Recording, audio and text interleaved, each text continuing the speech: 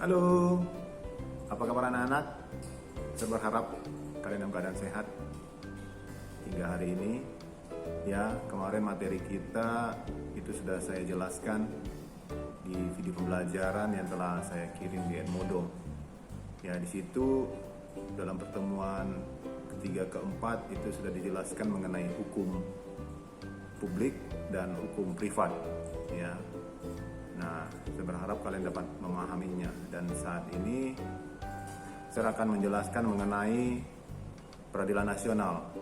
Nah, di mana nanti di peradilan nasional ini ya saya akan menjelaskan mengenai fungsi jaksa, fungsi hakim, fungsi pengacara, ya, terus apa itu saksi, korban, terdakwa, dan panitera. Ya, tolong diperhatikan video pembelajaran yang telah saya buat ini. Oke, jadi ini berlaku untuk pertemuan ke-5 dan ke-6. Ya, anak-anak ya. Oke, kita lanjutkan materi kita anak-anak. Ya, untuk minggu ke-5 dan ke-6 ini. Jadi materi kita ini mengenai sistem peradilan di Indonesia. Ya. Jadi di sini ada struktur mengenai lingkungan peradilan di Indonesia. Ya. Mulai dari peradilan umum, ada peradilan agama, peradilan militer, dan peradilan administrasi. Nah, di sini ada peradilan umum, saya jelaskan ya. Berarti peradilan ini akan menyelesaikan, memeriksa atau memutuskan ya perkara yang berkaitan dengan kasus pidana atau perdata, baik itu tingkat pertama maupun tingkat banding ya nantinya.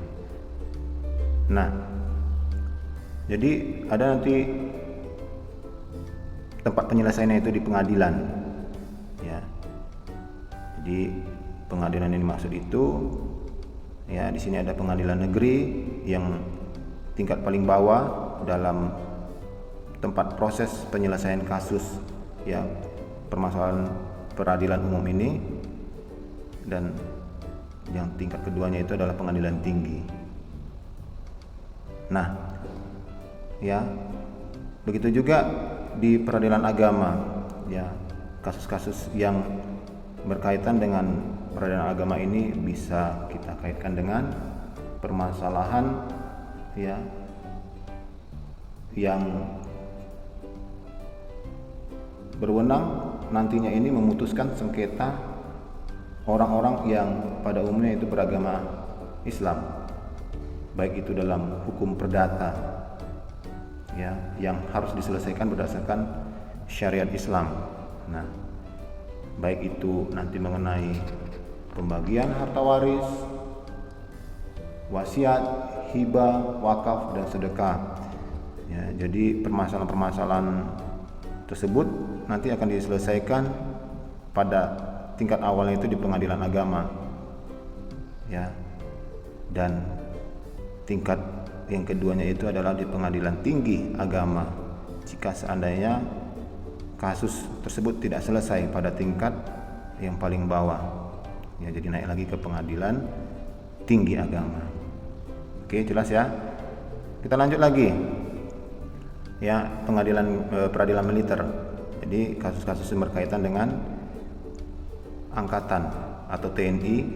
Jadi kasus ini bisa berupa kelalaian mereka dalam bekerja ya, permasalahan mereka baik itu pidana maupun perdata. Jadi mereka ini adalah pengadilan khusus untuk orang-orang TNI atau berstatus militer ya. Jadi semua permasalahan mereka akan diselesaikan di pengadilan militer, baik itu kasus mereka pidana maupun perdata. Ya, jadi tingkat pertama itu pengadilan yang akan menyelesaikan mereka adalah pengadilan mahkamah militer,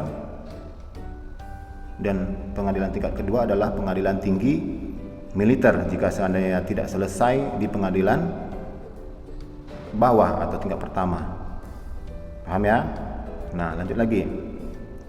Pengadilan administrasi berarti ini peradilan administrasi ini berkaitan dengan permasalahan-permasalahan ya mengenai bidang tata usaha negara ya, yang sering sekali kita melanggar tata tertib administrasi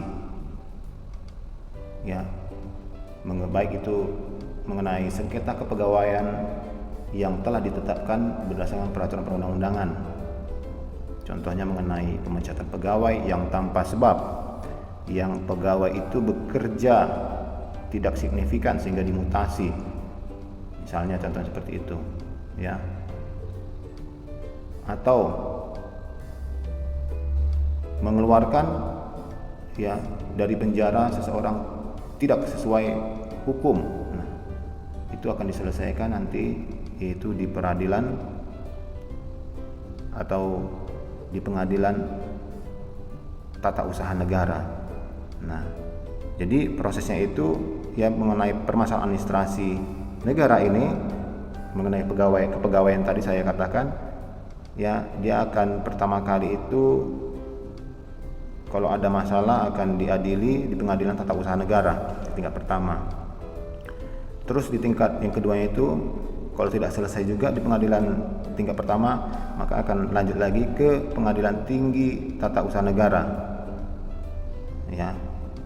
Nah, jadi semua permasalahan ya yang ada dalam sistem peradilan tersebut ya, baik itu permasalahan ya peradilan umum, peradilan agama, peradilan militer dan administrasi, semuanya itu akan diselesaikan oleh Mahkamah Agung yang disebut dengan tingkat kasasi nantinya ya. Jadi kalau tidak selesai juga nanti di pengadilan tinggi ya, pengadilan tinggi negeri, pengadilan tinggi agama, pengadilan tinggi militer, pengadilan tinggi tata usaha negara, semua permasalahan di bawah tadi ya, permasalahan peradilan tadi, maka Mahkamah Agung lah jalan terakhir untuk memberikan keputusan dalam menyelesaikan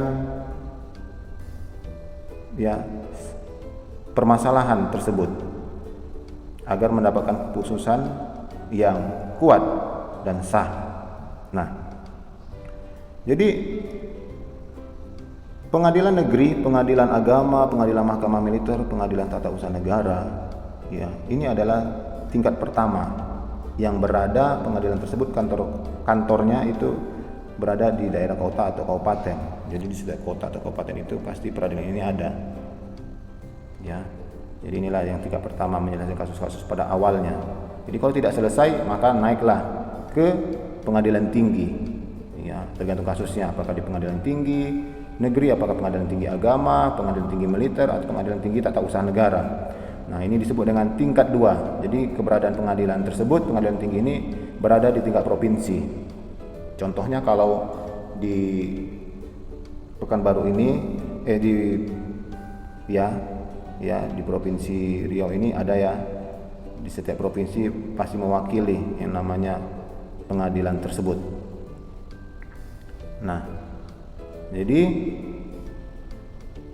kalau sampai ke Mahkamah Agung itu namanya tingkat kasasi. Jadi permasalahan yang tidak selesai juga di pengadilan tinggi ya, yang tadi saya sebutkan tadi, maka akan dinaikkan kasusnya tersebut sampai ke tingkat Mahkamah Agung atau disebutnya tingkat kasasi, tingkat pusat.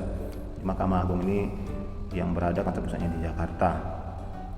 Nah, terus di sini lagi ada kata-kata banding.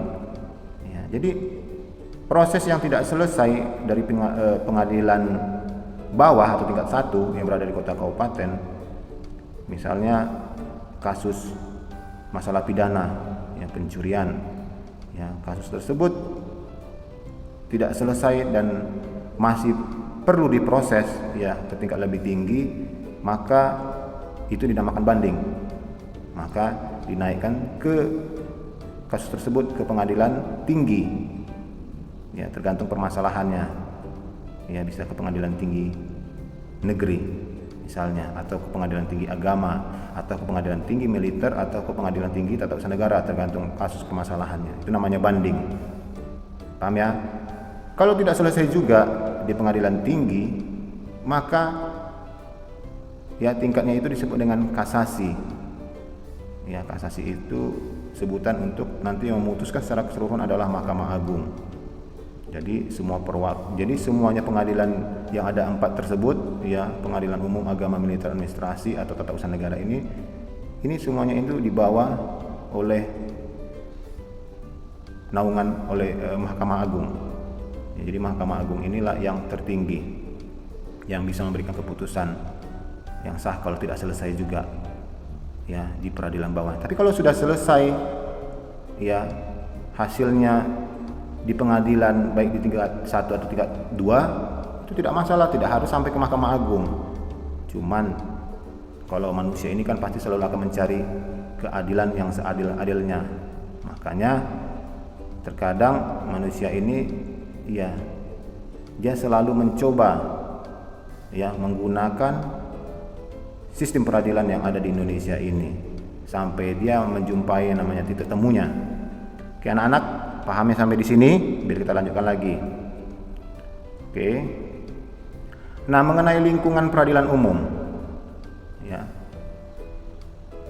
Lingkungan peradilan umum ini adalah pengadilan negeri yang bertugas berwenang memeriksa, memutuskan, menyelesaikan perkara pidana perdata di tingkat pertama dan di tingkat banding. Ya, sampai di sini paham ya maksudnya.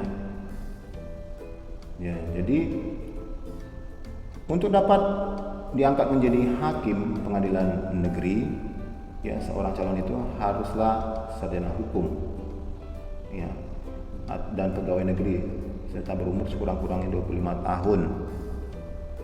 Ketua dan wakil ketua pengadilan negeri disyariatkan mempunyai pengalaman sekurang-kurangnya 10 tahun menjadi hakim pengadilan negeri.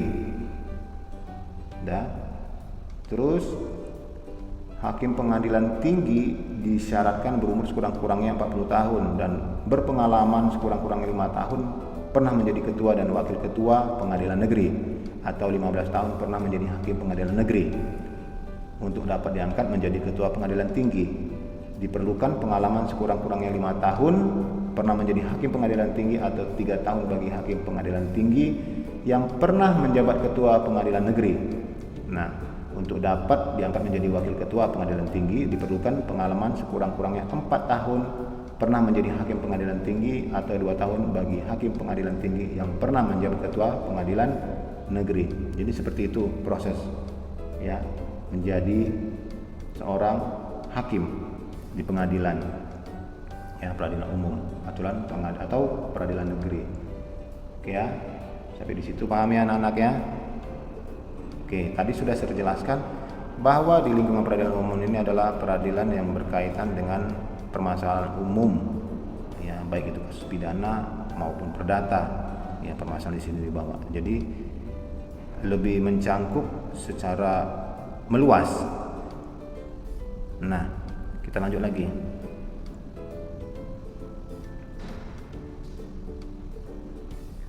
Ya, lingkungan peradilan agama. Apa itu lingkungan peradilan agama?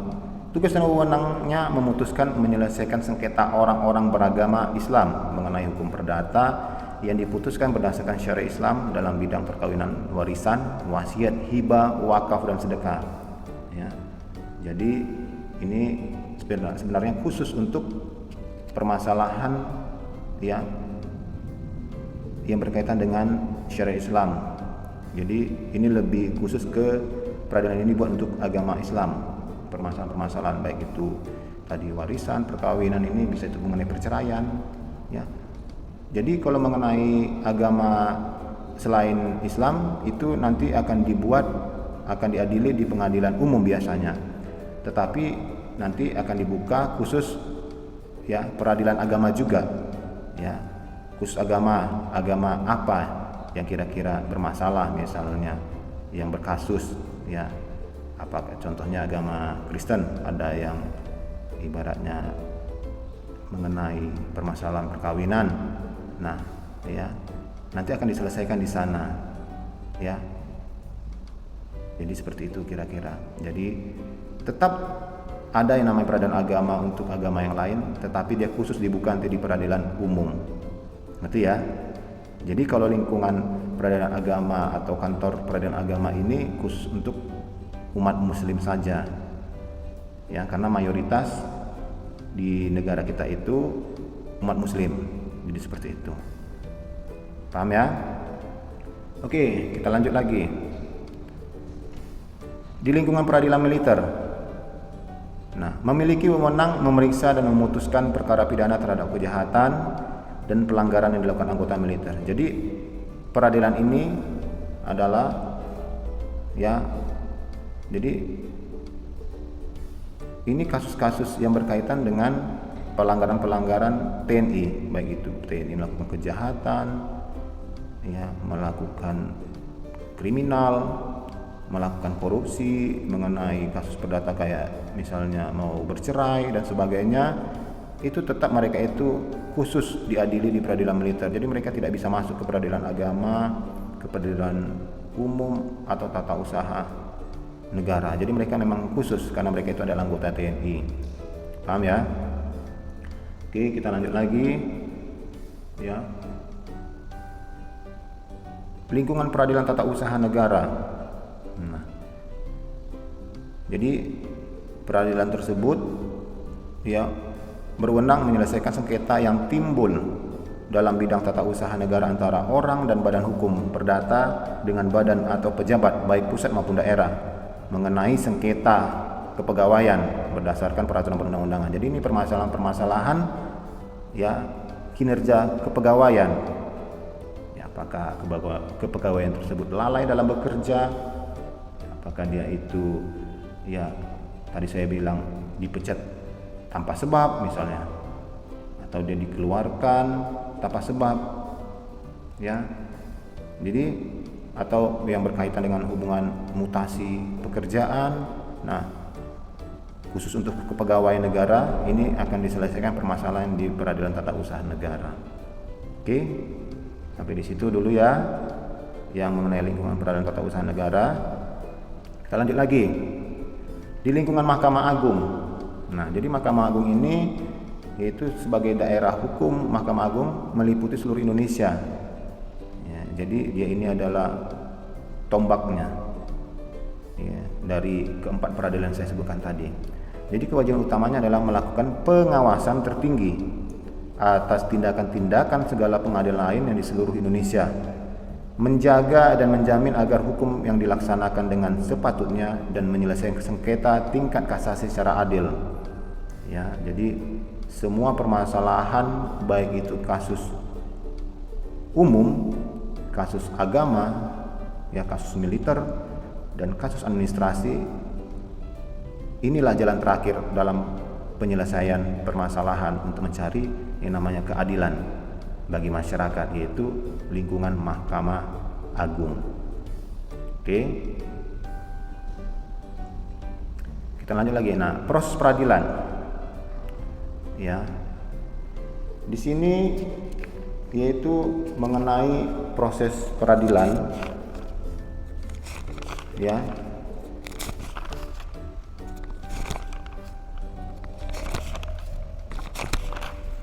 Nah, dalam proses peradilan tersebut di sini ada mengenai penyidikan. Nah, penyidikan dilakukan adalah untuk mencari menemukan suatu peristiwa yang diduga sebagai tindak pidana guna menentukan dapat atau tidaknya yang dilakukan penyidikan. Jadi proses penyidikan dilakukan oleh penyidik. Penyelidik adalah pejabat polisi negara Republik Indonesia yang diberi wewenang untuk melakukan penyelidikan.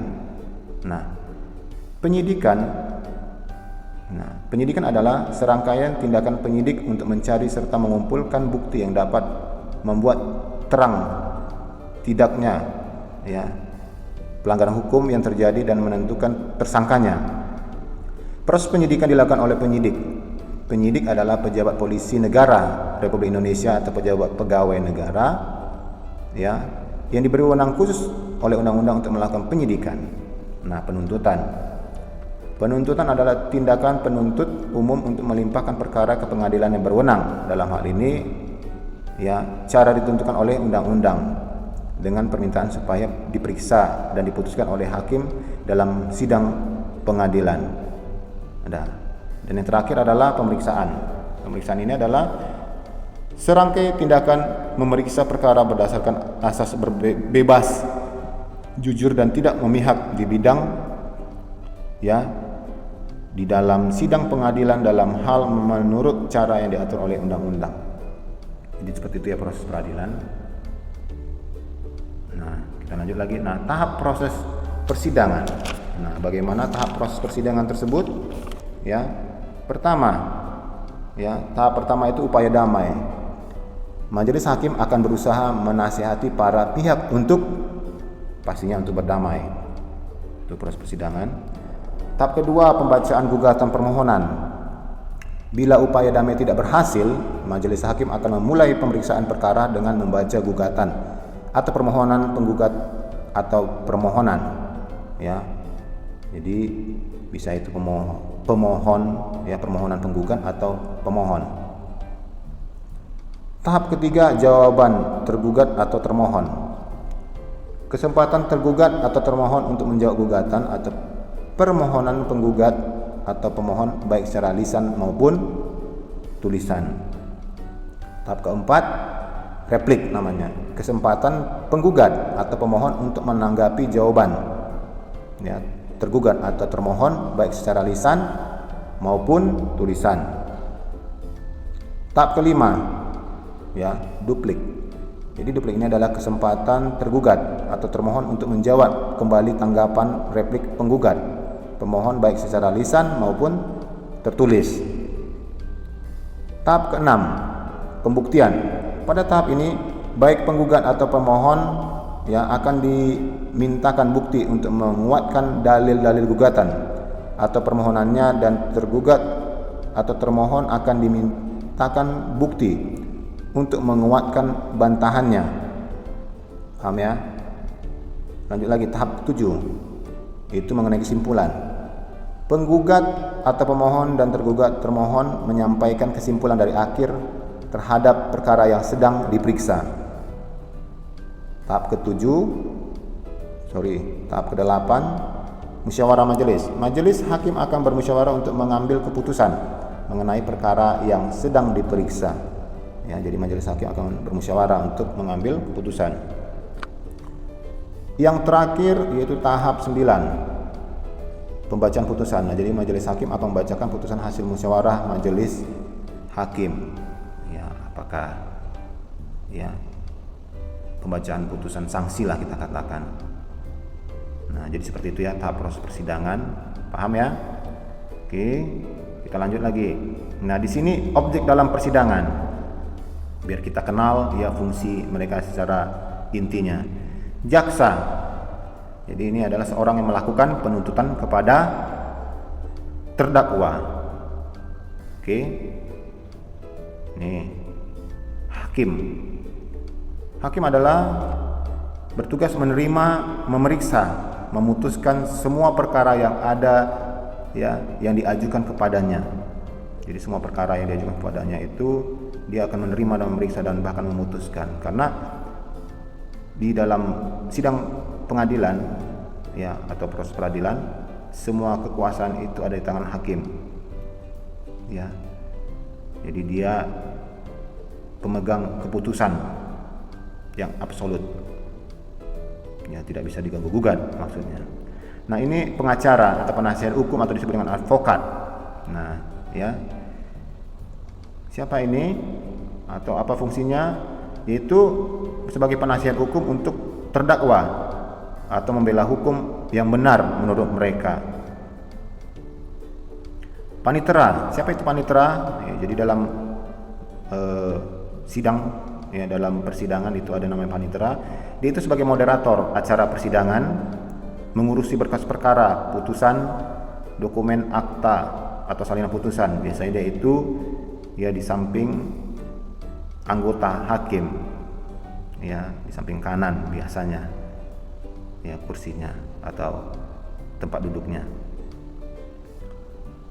Lanjut lagi, di sini ada namanya jurusita. Ya, jadi dalam persidangan jurusita ini sangat dibutuhkan, apalagi kasus pidana, ya, karena dia akan berfungsi memegang alat-alat yang disita, menyampaikan pengumuman, teguran, protesan, ya, yang dilakukan antara ya saksi, terdakwa ataupun korban.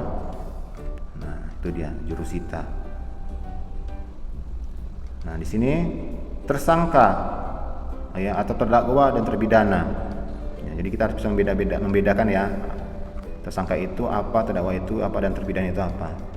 Jadi inti poinnya tersangka itu dia itu masih ya di sini orang yang baik dikenal maupun tidak dicurigai melakukan tindak kriminal diduga-duga dengan adanya barang bukti. Jadi dengan adanya barang bukti orang tersebut bisa disebut dengan tersangka, ya.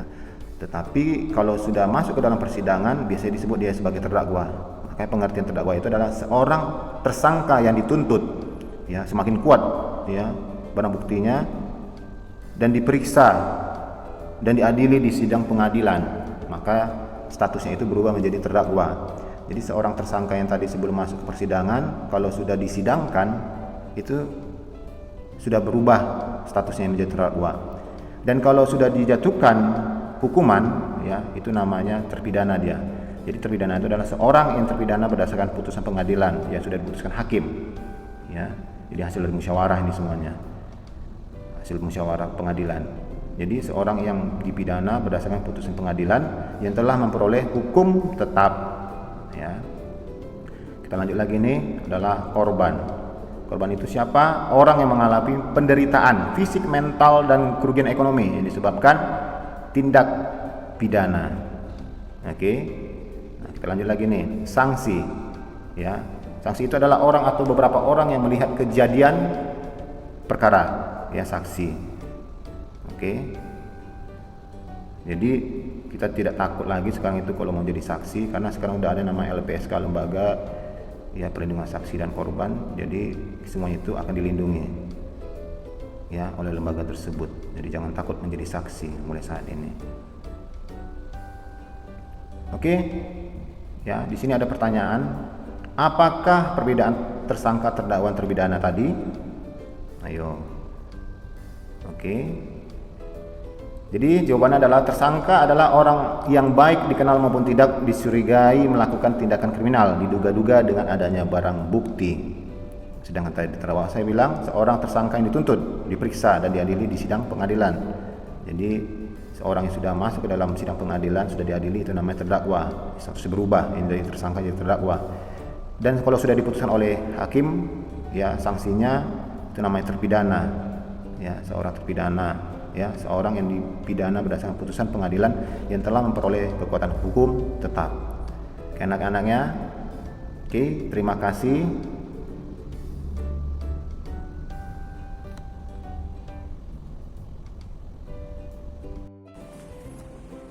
Nah, gimana anak-anak? Paham kan apa yang telah saya jelaskan tadi? Ya.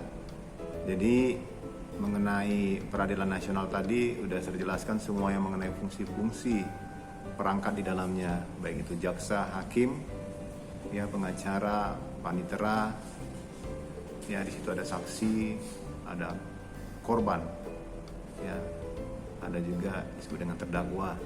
Nah, jadi saya berharap banyak kalian dapat mengerti apa yang telah saya jelaskan tadi, dan juga mengenai tugas. Seperti biasa, tolong dikerjakan. Nah, dan dikumpulkan di Edmodo, ya, dan tepat waktu pengumpulannya, dan jangan lupa soalnya tetap ditulis. Oke anak-anak ya, demikian pertemuan kita hari ini. Dadah.